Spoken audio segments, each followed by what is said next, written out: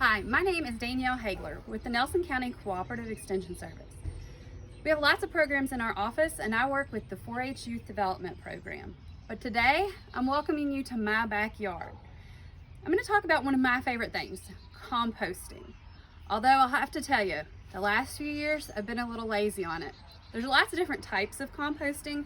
One of the types is cold composting. So my compost pile has been a cold compost pile for the last few years. Just added stuff to it and let it sit. This is a slow, not as efficient way of composting. So I decided, with a little bit of social distancing, that it'd be a good time to heat my compost back up a little bit to try to create a hot compost pile. Now, in creating a compost pile, you need a space that's about a cubic yard. So 3 by 5 space works well. So in my yard, I actually have it in one of my flower beds. In this compost area, you can see that right now I kind of have things in 3 areas. This area here is actually some of the very incredibly rich soil that's been created over the last few years just by throwing stuff into a cold compost system. Over here is where I'm kind of restarting the process. And over here are some of the materials that we'll be using. Now, if you come up close, you can see some of the materials that I have. And some of the materials that I have include some leaves from our yard, some grass clippings from our yard, some vegetable waste. This is actually some corn from my refrigerator that went well past food safety guidelines. And then some kind of tougher material, but not too tough. It easily breaks with your hands. Now, when you're making compost, you have to have several different ingredients. You need ingredients that are going to provide moisture, nutrition, and some bulk. Some people call them greens and browns. So your stuff that's a little more fibrous, that's going to provide you some bulk and leave you some air in there, because your compost needs lots of oxygen to work. Now, your greens, which are things that are like fruits, vegetables, grass clippings, these things are going to provide moisture and nutrition. And then also you've got your leaves in here that are going to provide different nutrients as well. I like to say you're creating a compost cookie. So I started with a little bit of our old compost.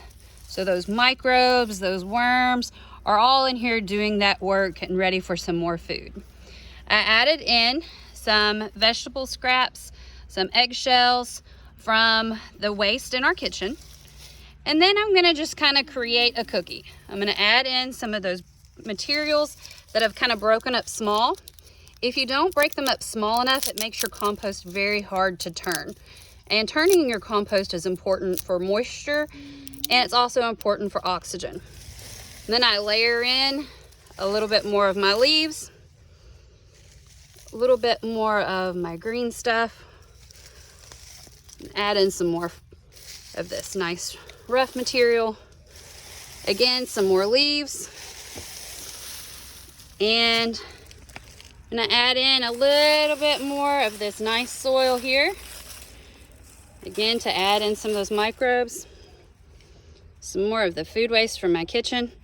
Now, I don't want to use meats and things with a lot of butter or fat in them, because it'll draw animals to my compost bin, and I live in town. So I just keep layering it on in. Now, once I get it all layered in, it's going to give me an opportunity to keep building. All right, the second part of composting is kind of letting it wait.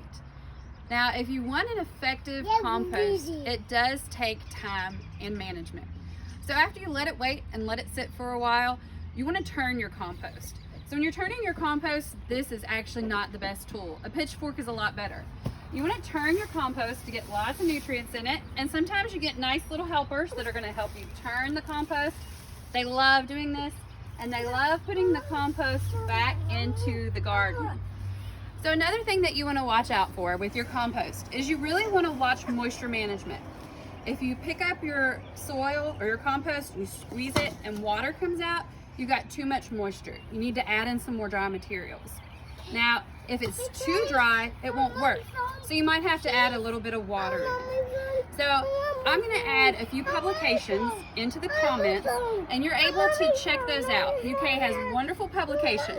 And if you can tell, I've got a lovely little helper with me, and she always helps us out with these. So if you're working from home and in social distancing as well, try composting. It'll be great fun with your family.